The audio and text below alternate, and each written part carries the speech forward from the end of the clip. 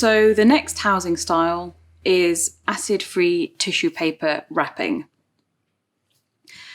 We use this in collection care to provide an added level of protection to volumes usually that are in pretty good condition generally, and that will be in storage for a long period of time without use. So your little used collections that are in good condition, or relatively good condition, that could do with just an added level of protection from dust or airborne contaminants, pollution, etc., etc. It obviously protects against light. And because there's some kind of wrapping around it, it means that you or a user would take a little more care over handling it. What you'll need for this is a pair of scissors, some archival tying tape. We're using brown for this one, but any colour is fine as long as it's not bright colours that might not be colour fast. Labels and fine tip permanent markers, and at least 2 sheets of acid-free archival tissue paper. And archival acid-free is crucial at this point because it will be in direct contact with an object for potentially an extended period of time.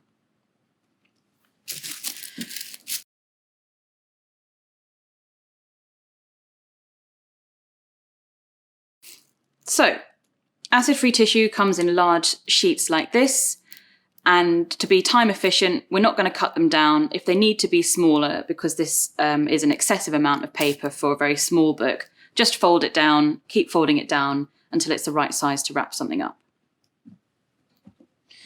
So with this volume, this sheet of paper is a little too large, so I'm just going to fold it in half to speed up the process.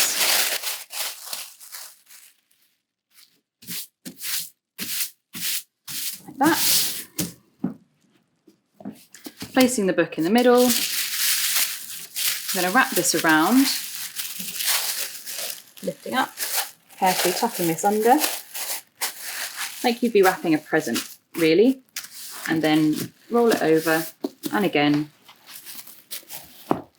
so that ideally you want the edge of a tissue to come somewhere in the centre of the volume's boards rather than on the edge, on the forage or the spine edge.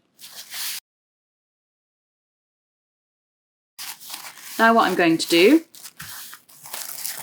is fold in the corners or the ends for quite a long angle, at quite a long angle. I don't want it to be quite tight. And then sliding it off the edge of the bench is the way I find it easier, is just push it under the volume like that. So it goes under rather than on top. And again, fold at quite a long angle to the edge of the bench and under like that. So I've got a nice parcel or package like this.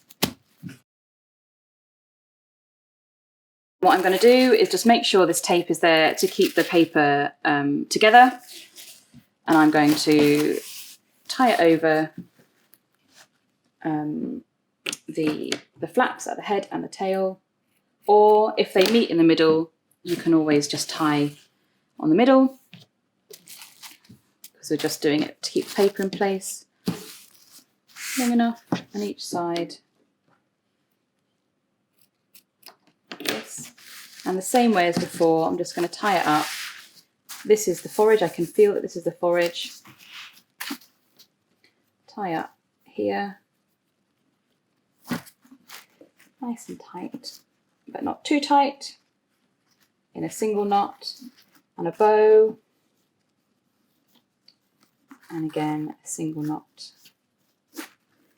and a bow.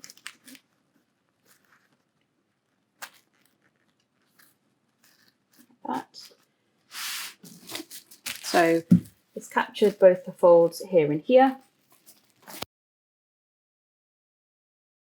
Now the last and most crucial thing is that because you've wrapped it up, you don't know what's inside of it. So you'll need to write its reference or its title, or however you catalogue, on a label.